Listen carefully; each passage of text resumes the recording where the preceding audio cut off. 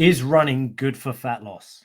That is the topic of tonight's video, and it's a question that came in to me this morning from one of my clients. Now, running, as I'm sure you've all seen, is something that a lot of people will use to try and reach their fat loss goals. And that's because obviously it is an effective method for helping to kind of lose weight or burn fat. It will be beneficial for most people. But there are some things that we need to consider before we just decide, all right, well, I'm overweight. I want to lose some weight, so therefore I should go running. Because quite often it's not actually the best choice, not in terms of short-term result nor long-term, but also in the respect that it can lead to other problems, muscular imbalances, dysfunctions, etc., in the body based on the state that we may currently be in, and then be thinking, right, I'm going to go out and run, due to the various sort of impact forces and things that it puts through the body.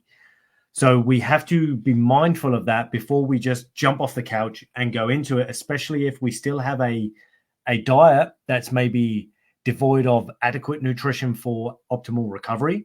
And if we're not actually engaging in enough time trying to recover, as in good sleep and rest and recovery and so on, if those things aren't nailed down, we maybe don't want to leap straight into something like running, which of course is hundreds, if not thousands, of repeated repetitions of the same movement pattern, because that can lead to muscular imbalances. It can lead to repetitive strain injuries and so on.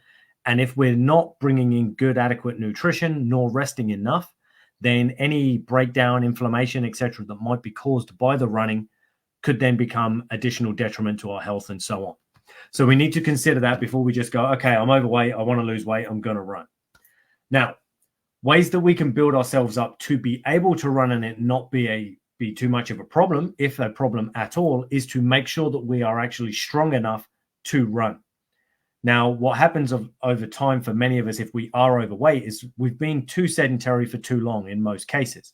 And we haven't done things like running or even general exercise and so on. We maybe done some walking, maybe attempted an odd bit of jogging or running here and there, but it's obviously not something we do frequently. So therefore, it's not something our body is necessarily prepped for or ready for.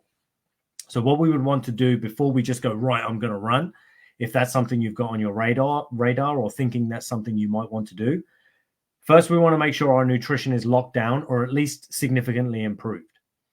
Then we might go, okay, well, in order to make sure that I can run well and my body functions well, let me do some resistance-based exercise first. So we would do some things like some squats, some lunges, twisting movements, pushing, pulling, and so on, and bending in terms of like deadlifts and things like that, because we want to improve our body's ability to move in all directions and all planes of movement. So we would use various different types of movements and different exercises to build good general overall strength. And then, of course, once our body feels better, functions better, is stronger, and potentially even lighter, then we might go, okay, well, now I'm going to introduce some running into the mix. Now, that's not to say don't get out and do some physical activity along the lines of running, like you might do walking or fast-paced walking or power walking and things like that in the build-up before you get into a full run, because those are all things that are going to help with your general gait or that sort of movement pattern. And then, of course, over time, as your body gets stronger, you can ramp up the speed, ramp up the intensity, the duration, etc., so that you can run for longer without it being a detriment to the body. So in simple terms, yes, running can help you lose weight and it can be effective for fat loss. We just don't necessarily want to roll straight into it if we've not done any activity or anything consistent for an extended period of time. So we might want to get stronger first. We might want to make sure that our exercise is on point, not our exercise, sorry, our nutrition is on point. Alongside that exercise, we might be doing to get stronger and maintain strength. And then once we have kind of reached a good, stable platform where you can run, what I would actually recommend you do is that you mix up your sort of general jogging, long, steady duration type work with sprints. Because sprints are not only effective at burning fat, they're also very effective at maintaining and building muscle. And of course, over time, creating explosive speed and strength in people, which again is great for boosting metabolism, but it will also improve your body's ability to perform athletically, which is always something that is of benefit. Now, when I say perform athletically, don't necessarily think, oh, I'm now training to be like an athlete. That's not what I want. I just want general weight loss and to be healthy.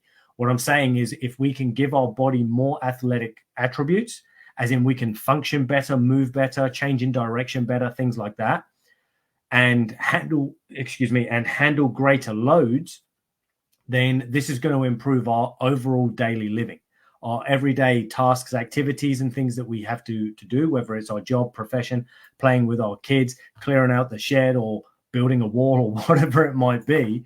Any physical activity you choose to partake in will be much easier for your body to adapt to if you have a good strength base, a good foundational base that can support those new tasks and activities. So then if we add something like sprints on, which is quite a high intensity exercise, that will give us a greater adaptive capacity so that we can handle greater loads for doing more of those types of things. And of course, over time, we can also manipulate our resistance training that we were doing, the types of squats, the types of lunges and twisting, pulling, pushing, and so on, and the speed and tempos at which we're using. We can advance all that as we need to. But in the beginning, we're just looking to build a good foundational base so that we can introduce running without it being a detriment to the body. Because many of us, as I mentioned, we've sat around for a while, and not only have we maybe lost strength and gained weight, we also quite often develop muscular imbalances, often because we're sitting too long, or maybe our job is sedentary and we're sat at a desk all day. So we can end up with the rounded shoulders, we can end up with a flat low back or tight hip flexors, which gives us an excessive curve in the back and so on. Like, there are lots of postural imbalances that we can develop as a result of being sedentary. And then if we try to run or do lots of repetitive activities in this body that's currently unbalanced or dysfunctional, well, that can lead to, as I mentioned earlier, increased risk of repetitive strain injuries or muscle pulls and strains and so on. And we end up with what we call excessive joint wear and tear, which of course isn't good, because then we've got ongoing aches, pains, niggles, inflammation, and so on, which then just makes us feel even more like shit, and then makes it even harder for us to lose the weight that we're trying to lose.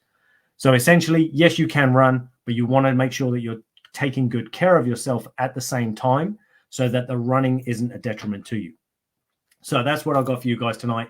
If you have any questions on this, or you want me to go a bit deeper into it, or give you something a bit more specific that you might be wanting in relation to this topic, drop us a comment below and I will get that answered for you as soon as I can. And if not, I look forward to chatting with you all in my next video. Take it easy, people.